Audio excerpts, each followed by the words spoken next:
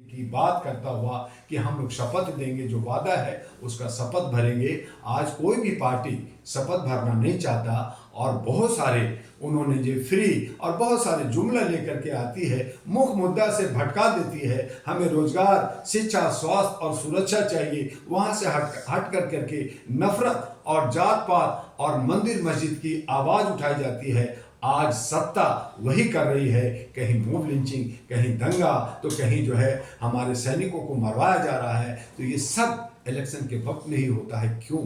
ये सारे के सारे आज 151 पार्लियामेंट को जो है सस्पेंड किया जाता है और अपनी मर्जी से जो है विधेयक कानून पास किए जाते हैं। ये बिना बहस का, बिना विपक्ष का सहयोग लिए ये हो रहा है। सर, ये लोकतंत्र के हत्या हो रही है? बिल्कुल लोकतंत्र की हत्या नहीं बल्कि हत्या हो चुका। लोकतंत्र की हत्या खत्म, लोकतंत्र बचा ही कहाँ, हमारा संविधान बचा ही कहाँ। मैं आपके जर्नलिस्ट महोदय, आपके चैनल से पूछना चाहता हूं कि ये जो बाबा अम्बेडकर का जो ओरिजिनल संविधान, जो 32 केजी का संविधान, 264 पेज का संविधान, जिसकी रक्षा हमारे राष्ट्रपति करते हैं, वो संविधान कहाँ है? हमें बताइए। हम जब इंटेलेक्चुअल लोग, पढ़े लिखे लोग, हम नहीं देखा, नहीं पढ़ा, तो बाकी जनता 150 करोड़ कहाँ पहुंचेगी? आज संविधान को जानने की जरूरत है, आज पढ़ने की जरूरत है, उसकी अवेयरनेस की जरूरत है, लेकिन संविधान ही नहीं।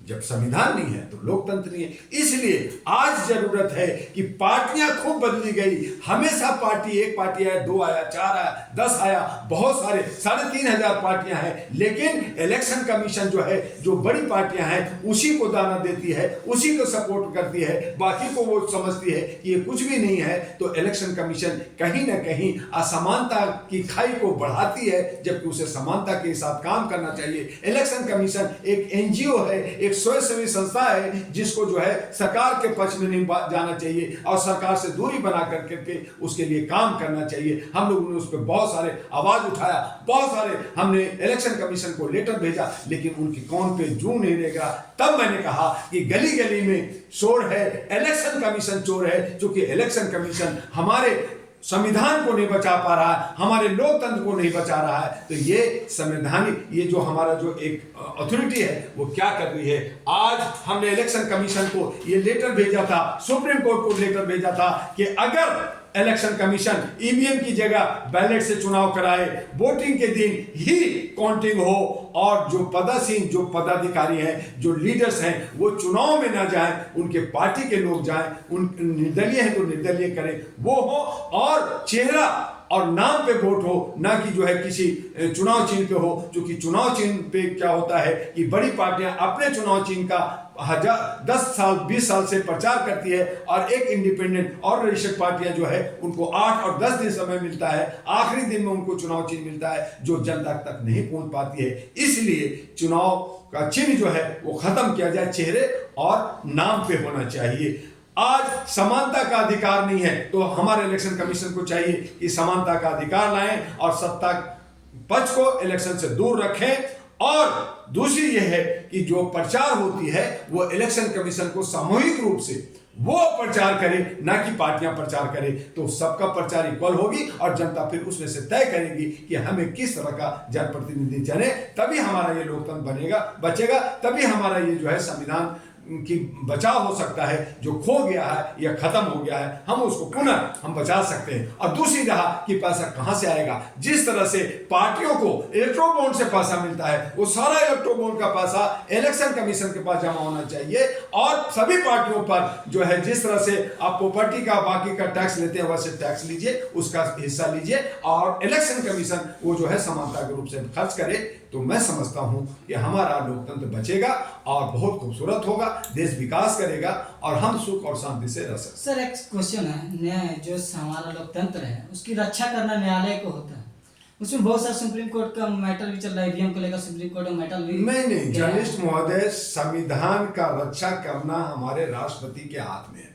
राष्ट्रपति और उपराष्ट्रपति होता है, लेकिन राष्ट्रपति और उपराष्ट्रपति जनता के द्वारा नहीं चुने जाते, वो जनता के प्रतिनिधि के द्वारा चुने जाते हैं। तो वो प्रतिनिधि जो 200 जो पार्टी के प्रतिनिधि हैं वो कहीं ना कहीं जो है मिसगाइडेड होते हैं, अंधभक्त होते हैं, और वो जो है सही नहीं चुनाव होता है। तो जनता के द्वारा राष्ट्रपति का चुनाव होना चाहिए, जनता के द्वारा प्रधानमंत्री का चुनाव होना चाहिए, जैसे अमेरिका के अंदर होता है। हमारा लोकतंत्र बहुत बड़ा है, बहुत नाम है, लेकिन इसको चंद लोगों ने अपनी पॉकेट का अपनी बकौती बना लिया है और अपने तरीके से इन प्रकार तरीके से वो जो है इसका इस्तेमाल करती है। तो ये ठीक नहीं है।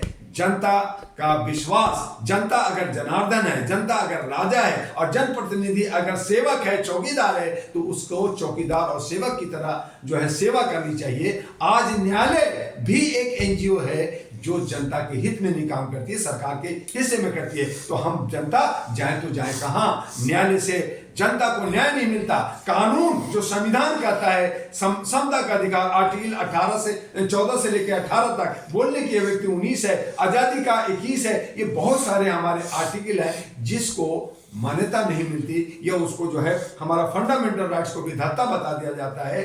तो वो राष्ट्रपति और सुप्रीम कोर्ट का काम है, लेकिन वहां वो लोग समझते हैं कि मैं भी एक सरकारी लोग हूं, मैं भी, सरकार मुझे सैलरी देता है, जबकि जनता और सामाजिक कार्यकर्ता जो है बिना सैलरी का वो काम करता। तो एक कैटेगरी कौन है? जनता है। और सामाजिक जो काम करने वाले लोग हैं और जो हमारे सोशल मीडिया है, ये ताकतवर हैं, लेकिन इनको धत्ता बता करके जो सैलरी ले रहे हैं, जो भत्ता ले रहे हैं। और इसी पे राजीव दीक्षित ने कहा कि अगर आप सैलरी ले रहे हैं, अगर आप भत्ता ले रहे हैं, तो आप काम करके दिखाइए, और अगर काम नहीं करते तो आप सैलरी छोड़ दीजिए, भत्ता भी छोड़ दीजिए। आप सामाजिक काम कर रहे हैं, आप सेवा कर रहे हैं, चौकीदार हैं, तो पार्लियामेंट के बगल में गुरुद्वारा है, वहां जाके मुफ्त में खाना खाइए, मुफ्त में खाना खाइए और काम कीजिए। लेकिन नहीं, इनको 40 गाड़ियां चाहिए, इनको हर जगह जाए, 5 करोड़ 10 करोड़ हर विजिट पे खर्च होता है। तो ये पैसा कहां से खर्च होता है? ये जनता का पैसा खर्च होता है। जनता पे आज बोझ पड़ गया है।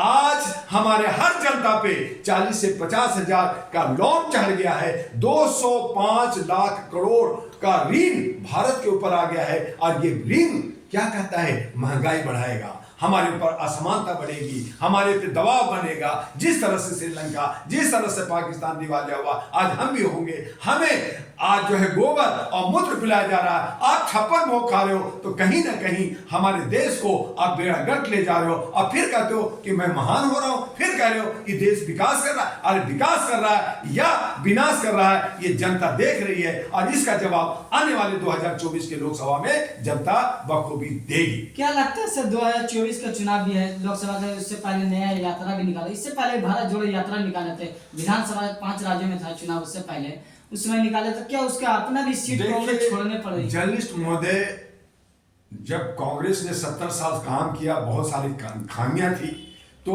2014 में ऐसा लगा कि भाई ये नहीं कर रहा है तो कोई नया लोग काम करेंगे। तो इसलिए खामोशी से जनता ने बीजेपी को मैंडेटरी दिया, और हमने फिर 5 साल दिया, फिर 5 साल दिया, 10 साल हो गए। तो 10 साल में हमने कहा कि बीजेपी बहुत अच्छा काम की। तो उन्होंने क्या किया? 2 करोड़ की नौकरी दिया, 15 लाख रुपया दिया, उन्होंने जो है मुद्रा योजना दिया, उन्होंने ताली थाली बजाया, उन्होंने जो है जो कोरोना में दवाइयों में लोगों को मारा। तो बहुत सारी चीजें जो मोदी है तो मुमकिन है, यही हो रही है। और जय हो मोदी हो रहा है, मोदी तो का नारा मैजिक लग रहा है। तो ये सारी चीजें इंदिरा गांधी के वक्त में प्रदर्शनी कहा गया था, वो हुआ। तो अब जो है जनता थक गई है कि भाई हमने 70 साल बेवकूफ बने, हम 10 साल बेवकूफ बने, कब तक बेवकूफ बनेंगे? तो हमें सकारात्मक विकल्प चाहिए। ये लोग अपने अस्तित्व बचाने के लिए, अपनी जगह बचाने के लिए, कांग्रेस जो है ये यात्रा कर रही है, दूसरी तरफ भ्रष्टाचार हो रहा है, सरकार भी गलत है। तो मैंने कहा कि न मुझे एनडीए चाहिए, न मुझे इंडिया चाहिए, और ये तमाम जो बड़े जो कॉर्पोरेट लीडर हैं वो सब नहीं चाहिए। हमें सकारात्मक विकल्प के लिए, मानवता के लिए, सुशासन लाने के लिए अहरा नेशनल पार्टी एनपी चाहिए। और उसके लिए डॉक्टर दुआ ने कमर कस लिया है। आने वाले 2024 में 543 मानवता के आधार पे शपथ के साथ हम लोग उतरने जा रहे हैं। और ये तमाम लीडरों को, हम नेताओं, जनता को कहना चाहते हैं कि इन तमाम नेताओं को एक बार रोड पे पट करके सड़क पे लाओ, ये वीआईपी कल्चर से बाहर आए, और जो लोग देश के हित में काम करना चाहते हैं उनका स्वागत है। सर कांग्रेस आज आरोप लगाती है ईवीएम पे। ईवीएम जब कांग्रेस की सरकार थी उस समय भी बीजेपी ने आरोप लगाता था, ये जो कृष्ण अडवाणी क्या नाम है उनका, वो भी ईवीएम को बंद करके लेकर बात करते, क्यों नहीं बंद कर दी? देखिए जर्नलिस्ट महोदय, मांग आती होती है तो इलेक्शन कमीशन को बाइंड करना चाहिए। बिल्कुल मैंने कहा ईवीएम की जगह बैलेट से होनी चाहिए, लेकिन इलेक्शन कमीशन और सुप्रीम कोर्ट कह रही है कि मुझे सबूत दो, तो सबूत तो है नहीं। तो इलेक्शन ये लोग जो मांग कर रहे हैं वो गलत तरीके से मांग कर रहे हैं। सबूत होती है तो उसमें जो ईवीएम मशीन है उसमें ज्यादा हेराफेरी नहीं होता, बल्कि ये होता है कि ईवीएम मशीन की चोरी होती है, ईवीएम मशीन को बदल दी जाती है। आज 19 लाख ईवीएम मशीन देश से गायब है, उस पर सवाल क्यों नहीं उठा रहे? आज बहुत सारे ईवीएम मशीन जो खराब हो गई है, जो टूट गई है, वो कहां गया? उसमें आप रिपेयर करके उसको बदल रहे हैं। तो ये इस पे आवाज नहीं उठा रही है, जो विपक्ष को उठाना चाहिए। तो जो मुख्य मुद्दा है नहीं उठाते, और जहां हार जाते वो कहते हैं ईवीएम से हार गए, तो जहां जीत गए वो कहते हैं कि नहीं जी नहीं बोलेंगे। तो खिसियानी बिल्ली खम्मा नोचे, जिसको मिल गया तो अंगूर जो है मीठा है, जिसको नहीं मिला अंगूर खट्टा है। तो ये सारा ये कर रहे हैं। तब एक उसका विकल्प भी है कि ठीक है कि बैलेट से पैसा ज्यादा खर्च होगा, समय ज्यादा बर्बाद होगा, पहले भी डकैती होता था, बैलेट पे भी गोली चलती थी, तो आप ईवीएम में सुधार कर सकते हैं। और उसके अंदर जिस तरह से मॉल में, जिस तरह से मेट्रो में, जिस तरह से होटल में, कि आप जब पैसा देते हैं तो आपको एक स्लिप मिलता है, तो जब आप वोट दें तो उसका एक स्लिप निकले कि हमने किसको वोट दिया, वो हमारे पास रहेगा। एक कॉपी उसमें डाल दीजिए एक छोटा सा बॉक्स में, और उसी का जब काउंटिंग हो जाएगी उसी दिन सेम डे अगर काउंटिंग हो जाएगी तो दूध का दूध और पानी का पानी हो जाएगा, किसी तरह का बेईमानी नहीं होगा, और पता चल जाएगा कि जनता किसे पसंद करती है। सर चुनावी से पहले सभी को मुद्दा रहता, बेरोजगारी हटाओ, बेरोजगारी हटाओ, गरीबी हटाओ। ये इंदिरा गांधी के टाइम से चला, आज तक बेरोजगारी नहीं हटी, महंगाई को इसको कम किया गया। और इसीलिए ये लोग अपने झेपने के लिए, सारी पार्टियां झेपने के लिए कि बेरोजगारी और बेघर को घर दो, सुरक्षा दो, स्वास्थ्य दो, नहीं दे करके अब ये मंदिर मस्जिद करने लगे हैं, अब जात पात करने लगे हैं, अब राम मंदिर का इशू हो गया है, प्रतिष्ठा की बात हो गई है, और वहां पे एक बड़ा बड़ा गेम खेला जा रहा है कि देखो जी मैंने राम दे रहा हूं, उसमें जान डालने जा रहा हूं। इसका मतलब यह है कि 21 जनवरी 2023 तक राम जी जिंदा नहीं है। 22 तारीख को, 22 जनवरी को राम जी जिंदा होंगे। प्राण प्रतिष्ठा, एक मूर्ति में प्राण प्रतिष्ठा डाला जाएगा। कौन डालेगा? ब्राह्मण डालेगा। यानी कि राम जी का जन्म यानी जान जो आएगा वो 22 जनवरी 2023 को आएगा। तो क्या पहले नहीं है? तो फिर रामायण में लिखा है, हम में तुम में खड़कम में सब में है भगवान और कण कण में है भगवान। तो फिर 22 जनवरी को प्राण प्रतिष्ठा का मुझे तो कुछ समझ में नहीं आता भैया, आप समझा दो क्या मामला है वहां पे। अब कहा जा रहा है कि मोदी जी पर, अरे मोदी जी प्राण प्रतिष्ठा, चूंकि वो ब्राह्मण थोड़ी है, ब्राह्मण लोग करेंगे, तो अब उसमें हो रहा है कि मोदी जी नहीं करेंगे, कोई और करेगा, कोई और करेगा। तो आप इस तरह से आप जो है बहुसंख्यक को, आप जो ओबीसी को, आप बीसी को, आप दलित को, आप जो है हमारे जो आदिवासी हैं, आप उनको दिग्भ्रमित करके उनका फायदा उठाना चाहते हैं, वोट बैंक बनाना चाहते हैं। ये देश हित में नहीं है, लोकतंत्र में नहीं है। और तब मैंने कहा लोकतंत्र खत्म हो गया है और संविधान भी खत्म हो चुका है। ये लगता है सर कि जो राम मंदिर में भी बहुत सारे वैकेंसी निकाले थे युवा को बेरोजगारी के लेकर, उसमें भी बोले कि बेरोजगार लोग उसमें फार्म भरो। राम मंदिर में क्या करेंगे वो बेरोजगार? अगर विश्व गुरु जब बनना है तो राम मंदिर से क्या विश्व गुरु बन? तभी तो मौर्य ने कहा कि हिंदू कोई धर्म नहीं है, ये धंधा है। उन्होंने कहा और सही कहा, मैं उसको समर्थन करता हूं, मैं समर्थन करता हूं कि आज मंदिर और मस्जिद जो है, और ये जो बड़े बड़े जो जगह जगह जो कब्रिस्तान पे बना रखे हैं, वो सारे वो सब धंधा कर रहे हैं। और ये धंधा जो है वहां पे कोई काम करने के लिए घंटा बजाना चाहिए, हमें प्रसाद देना है, हमें फूल बांटना है, हमें सफाई करनी है, तो उनके लिए तो स्टाफ रखेंगे ना। उनको जो है श्रद्धा से काम करने के लिए तो नहीं चाहिए, क्योंकि वहां पे दलित को, क्षुद्र को, ओबीसी को घुसने नहीं देना। उनको कोई पुजारी तो होगा नहीं, ये खाली चढ़ाएंगे और पूजा करेंगे। और जो पंडित है, जो उसके दुकान का जो मालिक है, दुकान का जो संरक्षक होगा, वो मेवा खाएगा।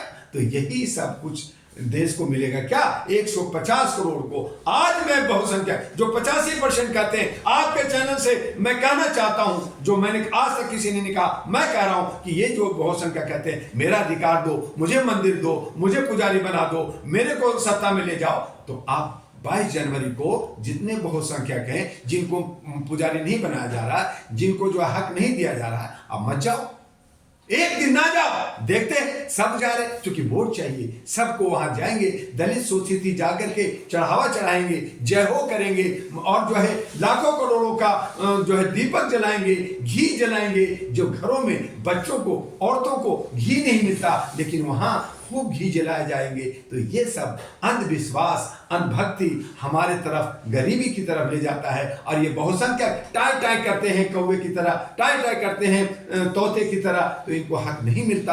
और इसीलिए मैंने कहा कि बहुसंख्यक बटे हुए हैं, और आपके आदरणीय माननीय सामान्य मोदी जी कह रहे, अब उन्होंने कह रहे हैं, आपको ही कह रहे कि मैं नहीं जीता, तुम जिताते हो मुझे, तुम मुझे वोट दे रहे हो, तुम बटे हुए हो, तुम टुकड़े टुकड़े गैंग हो, और अगर तुम टुकड़े टुकड़े गैंग रहोगे, जब तक रहोगे, जब तक बटे रहोगे, एक नहीं करोगे, मैं जीतता रहूंगा, 2024 में 400 से पार जाऊंगा। तो वो ठीक कह रहे हैं, क्योंकि आप में एका नहीं है, लेकिन आप अगर एका बना लिया, आपने अगर अपने बीच में अपने लीडर को जो इंडिया गेट पे या सड़क पे दरी पे बैठ करके लोगों को गले लगाया, तो बहुजन का और ये जो दलित हैं इनकी सरकार बनेगी, लेकिन आप में एका नहीं है, और इसीलिए मनुवादियों की सरकार है, और मनुवादियों की सरकार रहेगी आपकी गलती की वजह से।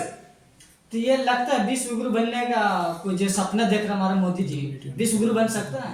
विश्व गुरु, हमारा भारत विश्व गुरु था, अखंड भारत था, सोने की चिड़िया था, जिसको इन्होंने तार तार कर करके, इसको जो है रीन में डुबो कर करके, और तथाकथित रूप से बन करके, देश विदेश घूम करके, बड़े बड़े कपड़े बदल करके, बड़े बड़े जेट प्लेन कर करके इन्होंने बेड़ा गर्क कर दिया। और ये तथाकथित रूप से अपने M3 मनी और माफिया और मीडिया, मनी, पैसा और माफिया, जो ये सारे लीडर हैं, और जो मीडिया, जो हमारा जो आपका इलेक्ट्रॉनिक मीडिया है, स्ट्रीम मीडिया है, ये तीनों लोग मिलकर के पूरे सरकार को गवर्न कर लिया है। और आप कहते हैं कि मैं विश्व गुरु हो गया, हमारी जनता मर रही है, हम मर रहे हैं, और आप कहते हैं विश्व गुरु। तो विश्व गुरु तब होगा जब देश के अंदर खुशहाली होगी, देश के अंदर गरीबी खत्म होगा, देश के अंदर बेरोजगारी खत्म होगा, देश के अंदर सुरक्षा होगा, देश के अंदर हर नौजवान को रोजगार मिलेगा, तब आप विश्व गुरु बनने की बात कीजिए। कहीं तो आंकड़ा भी देखा जाए, तो CMI का रिपोर्ट देखा जाए तो उसमें भी बहुत बेरोजगारी है, चाहे इसमें देखा जाए GHI का ग्लोबल हंगर इंडेक्स का, गरीबी में भी ये भारत 111वां स्थान पे 112वां पे जा रही है जी। और 205 लाख करोड़ का हमारे ऊपर लोन आ गया है, हमारी GDP खराब हो रही है, हमारी आय का जो स्रोत खत्म हो रहा है, हमारे नौजवान जो 65 करोड़ भारत के अंदर है वो बेरोजगार हो रहे हैं। तो आप कहते हैं कि मैं विश्व गुरु, आप खुद 56 भोग खा करके, आप जो है महलों में रह करके, पार्लियामेंट में रह करके, आप जो स्लम में और जो रंग बेरेसेरा में रह रहे हैं, उनको आपको दिखता नहीं है, और आप कहते हैं कि मैं बड़ा हो गया हूं। तो ये इस तरह का आप चेहरा दे रहे हैं, तो विदेश के लोग जो 203 देश आपको देख करके हंसती है, ये यार ये गोबर खाने वाला, ये मल मूत्र पीने वाला कितना क्रेज रखता है कि मैं विश्व गुरु हूँ, मैं महान हूँ, तो वो हंसते हैं और हम हमारे पे खिलियां उड़ा रहे हैं। ये बोलते मोदी जी 140 करोड़ लोगों को मसीहा है, भाई ख्याल रखते हैं।